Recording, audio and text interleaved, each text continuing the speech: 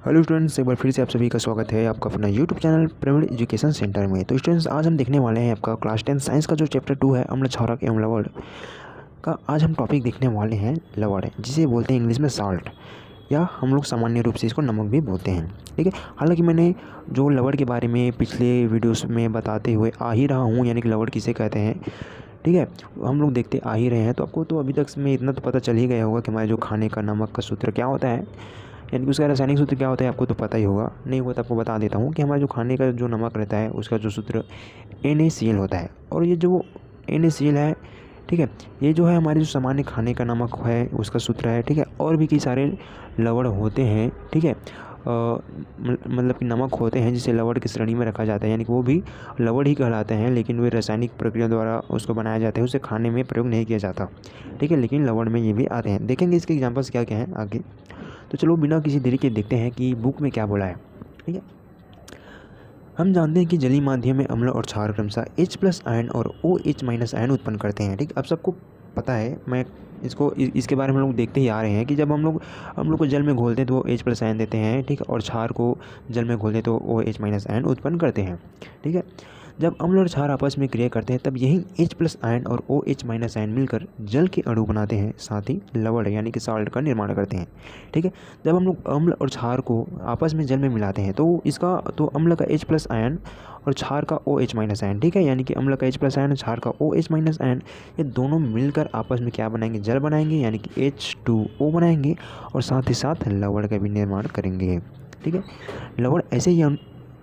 लवण ऐसे आयनिक यौगिक है जिसमें एक भाग धन आवेशित और दूसरा भाग ऋण आवेशित होता है।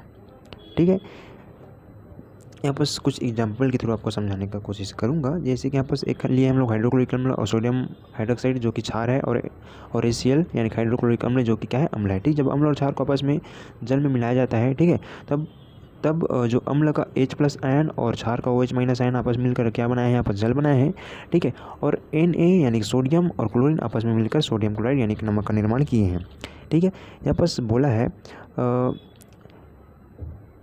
लवण ऐसे आयनिक यौगिक हैं जिनमें एक भाग में धन आवेशित और दूसरे भाग में ऋण आवेशित होता है। यानी कि जो नमक है यानी कि NaCl, इसका एक भाग को आप देख पा रहे होंगे, यानी कि सोडियम में एक प्लस आयन है और क्लोरीन में क्या है, माइनस आयन, यानी कि प्लस आयन और माइनस आयन से क्या है, मिलकर बना है। ठीक है, तो इसी को बोला है इसका एक भाग धन आवेशित और दूसरा ऋण आवेशित होता है। इसमें धनात्मक आवेशों की संख्या ऋणात्मक आवेशों की संख्या के बराबर होती है। यानी कि अब यहाँ पर आप देख पा रहे होंगे सोडियम क्लोराइड जो कि नमक का उदाहरण है, ठीक है, नमक है, उसका एक भाग क्या है, Na+ आयन है, यानी कि एक प्लस आयन है। ठीक है, यदि 2+ आयन रहता है तो यहाँ पर 2+ आयन रहता है। ठीक है, तो यहाँ पर Na+ आयन है और Cl- आयन है, यानी कि प्लस की संख्या 1 है और माइनस की भी संख्या क्या है, 1 है। यदि यहाँ पर 2+ आयन रहता, यहाँ पर 2- आयन भी रहता। ठीक है, तो इसी को बोला है कि लवण में जो प्लस और माइनस का जो संख्या रहता है वो बराबर रहता है। और लवण विद्युत उदासीन होता है। ठीक है, विद्युत उदासीन किस प्रकार से होता है बता देता हूँ। जो लवण, आप लोगों ने नमक देखा होगा, ठीक है, जब उसमें आप लोग इलेक्ट्रिक फ्लो कराओगे तो उसमें करंट प्रवाहित नहीं होगा। ठीक है, वो क्या रहता है, विद्युत का उदासीन रहता है। ठीक है, यानी कि आप समझने की कोशिश कीजिएगा। ठीक है, जो ठोस लवण होते हैं, यानी कि जो हम लोग का सॉलिड जो साल्ट रहते हैं, ठीक है, उसमें जो है विद्युत का चालन नहीं हो पाता है। ठीक है, उसे विद्युत के चालन होने के लिए या तो जो नमक है वो पिघली हुई अवस्था में हो या फिर जल में घुला हुआ हो, तभी उसमें विद्युत का चालन हो पाएगा। यानी कि जो सामान्यतः जो हमारा लवण रहता है, यानी कि जो ठोस नमक रहता है, उसमें विद्युत का चालन नहीं होता, यानी कि वह विद्युत रूप से क्या रहते हैं, उदासीन होते हैं। ठीक है, लवण बनने के कई तरीके हैं, जिसमें से कि मुख्य है अम्ल और क्षारक की उदासीनीकरण अभिक्रिया। ठीक है, यहाँ पर उदासीनीकरण अभिक्रिया है, यानी कि उदासीनीकरण अभिक्रिया किसे कहते हैं, आपको एग्जाम में पूछेगा, यानी कि इसी चीज़ को एग्जाम में पूछा जाता है। ठीक है, तो उदासीनीकरण अभिक्रिया को चलो मैं बता देता हूँ, साथ ही साथ आपको यहाँ पर अम्ल का एक सेपरेट डेफिनेशन बता रहा हूँ, उसको ध्यान से आप सुनिएगा। ठीक है, यदि आपको पूछेगा नमक के बारे में, यानी कि नमक किसे कहते हैं, साल्ट किसे कहते हैं बोलेगा तो, या फिर उदासीनीकरण अभिक्रिया किसे कहते हैं बोलेगा तो, आपको यही जवाब देना है। यानी कि उदासीनीकरण अभिक्रिया किसे कहते हैं यदि एग्जाम में पूछता है, या फिर पूछता है कि लवण किसे कहते हैं, तब आप बोलिएगा जब कोई अम्ल और क्षार आपस में परस्पर क्रिया करते हैं तो नमक और जल बनते हैं। ठीक है, इस अभिक्रिया को उदासीनीकरण अभिक्रिया कहते हैं। यानी कि जब अम्ल और क्षार को आपस में मिलाया जाता है, ठीक है, यानी कि आपस अम्ल और क्षार को आपस में मिलाया है तो यहाँ पर क्या बना है, लवण और जल बना है। तो इस बनने का जो क्या है, अभिक्रिया है, ठीक है, इसी को उदासीनीकरण अभिक्रिया कहते हैं। ठीक है, तो यही आपके एग्जाम में आता है कि उदासीनीकरण अभिक्रिया किसे कहते हैं। ठीक है, तो यहाँ पर चलो देख लेते हैं लवण बनाने के कई कुछ तरीके यहाँ पर नीचे दिया हुआ है, यानी कि उदासीनीकरण अभिक्रिया के थ्रू, यानी कि उदासीनीकरण अभिक्रिया बोला है, यानी कि इसमें से एक क्या रहेगा, अम्ल रहेगा और एक क्या रहेगा, क्षार रहेगा। जब दोनों को आपस में क्रिया कराएंगे तो क्या बनेगा, नमक बनेगा और जल बनेगा। तो इसी को बोलते हैं उदासीनीकरण अभिक्रिया। तो चलो यहाँ पर और बहुत सारे एग्जाम्पल नीचे में दिया हुआ है, उसको हम लोग समझने की कोशिश करते हैं कि उदासीनीकरण अभिक्रिया के थ्रू और किस प्रकार से और कौन कौन से नमक यहाँ पर बनाए हैं। ठीक है, यहाँ पर आपको बता दूँ कि नमक यानी कि नमक का हम लोग जो सामान्य नमक है उसका सूत्र NaCl होता है। ठीक है, और नमक के कई उदाहरण होते हैं, यहाँ पर सब देख पा रहे होंगे। ठीक है, इसको हम लोग देखेंगे किस प्रकार से बना है।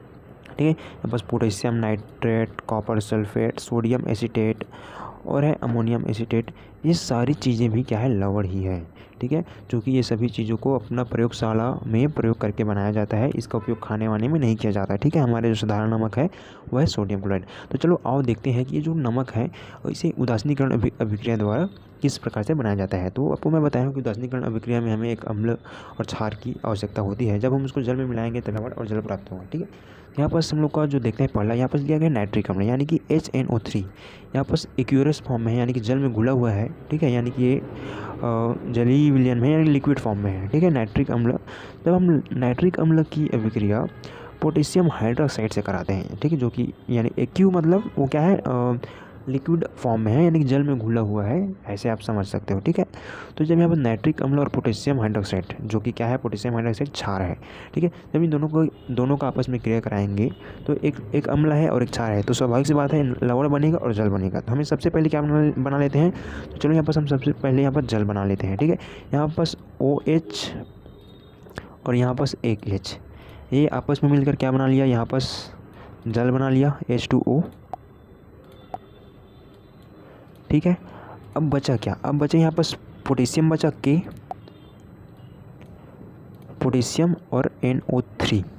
ठीक है, तो ये आपस में क्रिया करके पोटेशियम नाइट्रेट बनाएगा। ठीक है, पोटेशियम नाइट्रेट जो कि ये भी क्या है, लवण है। ठीक है, आपको अभिक्रिया समझ में आया होगा।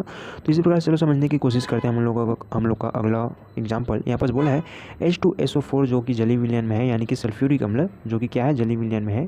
ठीक है, सल्फ्यूरिक अम्ल की अभिक्रिया हम लोग कॉपर हाइड्रोक्साइड, ठीक है, कॉपर हाइड्रोक्साइड से जब कराते हैं, ठीक है, तो यहाँ पर भी हमें प्राप्त होता है कॉपर सल्फेट।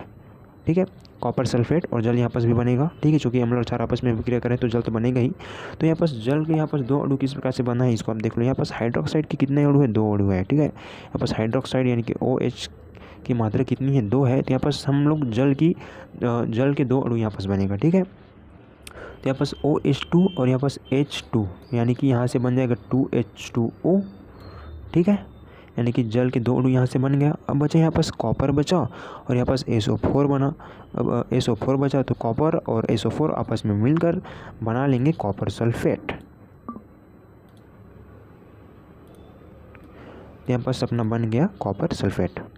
ठीक है, इसी प्रकार एसिटिक अम्ल जिसका सूत्र होता है CH3COOH, जो कि ये भी एक्यूरस फॉर्म में है, जल में घुला हुआ है। और सोडियम हाइड्रोक्साइड यानी कि NaOH, ठीक है, जो कि क्या है, क्षार है। जब हम इसका दोनों का आपस में अभिक्रिया कराते हैं तब सोडियम एसीटेट और जल प्राप्त होता है। तो सोडियम एसीटेट भी क्या है, एक लवण है।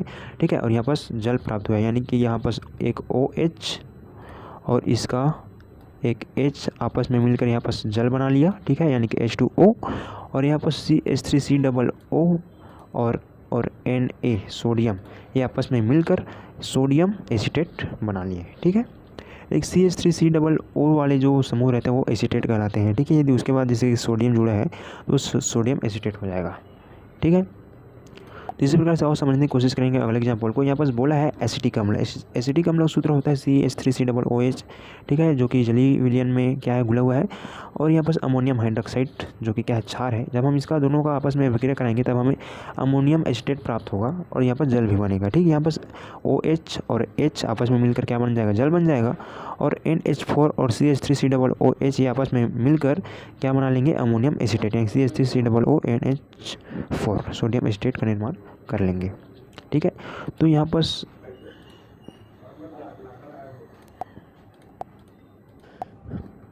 आप देख पा रहे होंगे उदासीनीकरण अभिक्रिया के थ्रू हम लोगों ने पोटेशियम नाइट्रेट बनाया जो कि लवण है, कॉपर सल्फेट भी लवण है, सोडियम एसीटेट भी लवण है और अमोनियम एसीटेट भी क्या है, लवण है। आपको इन सभी का जो है फार्मूला याद होना चाहिए। यहाँ पर जो अम्ल है इनका भी सूत्र को आप लोग याद रख लेना, आपका आगे काम देगा। और यहाँ पर जितने भी क्षार दिया है उसका भी आप लोग याद कर लेना, ठीक है। जो सूत्र है यहाँ पर जल का तो आपको पता ही है, H2O। देखो H2O के सामने यदि 2 भी रहे, 3 भी रहे, 4 भी रहे, कोई दिक्कत नहीं रहता। यदि H2O है वो क्या है, जल है, ठीक है।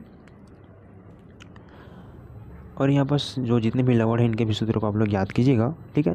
तो उम्मीद करता हूँ आपको ये समझ में आया होगा। यहाँ पर कुछ दिया गया है जो कि इंपॉर्टेंट है, यहाँ से भी आपके एग्जाम में क्वेश्चन आने की संभावना रहती है। तो छोटा सा पॉइंट है लेकिन यहाँ से काफ़ी चीज़ें इंपॉर्टेंट यहाँ से निकल कर आएगा पॉइंट, जहाँ जिसमें आपको क्षारीय मूलक और अम्लीय मूलक किसे कहते हैं इसके बारे में आपको देखने को मिलेगा। तो चलिए देख लेते हैं कि अम्लीय मूलक और क्षारीय मूलक किसे कहते हैं, ठीक है।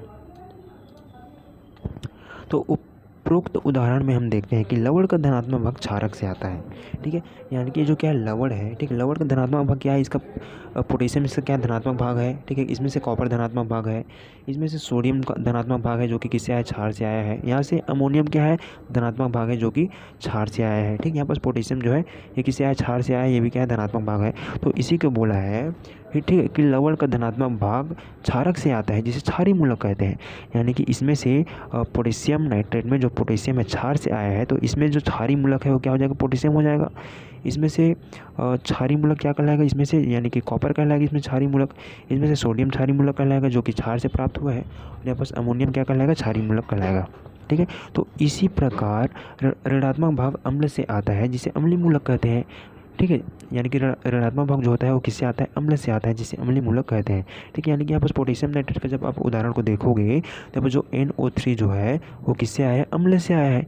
तो यहाँ पर अम्लीय मूलक क्या कहलाएगा, NO3, ठीक। यहाँ पर इसी को उदाहरण में समझाने का कोशिश किया गया है कि उदाहरण में बोला है कि पोटेशियम नाइट्रेट में K+ क्षारीय मूलक है तथा NO3 क्या है, NO3- अम्लीय मूलक है, ठीक है। K+ क्षारीय मूलक इसलिए है क्योंकि इसका जो धनात्मक भाग है वह क्षार से आया है, ठीक है। और NO3 अम्लीय मूलक इसलिए है क्योंकि इसका जो ऋणात्मक भाग है वो अम्ल से प्राप्त हुआ है, ठीक है। तो उम्मीद करता हूँ आपको आज का क्लास समझ में आया होगा। तो मिलते हैं नेक्स्ट क्लास में। Thanks for watching.